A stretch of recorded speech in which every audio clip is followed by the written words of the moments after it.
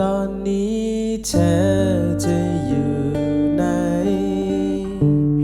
รักของฉันจะส่งไปจนถึงเธอ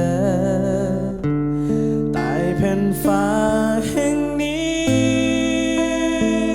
คงไม่ไกล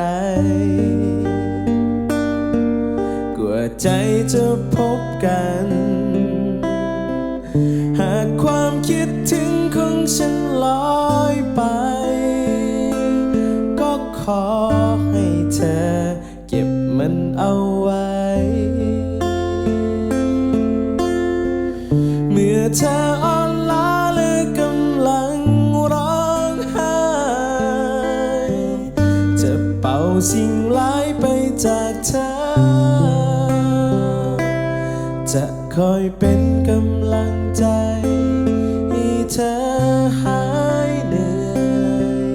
จะเป็นดังสายลมพัดมาห่วงใย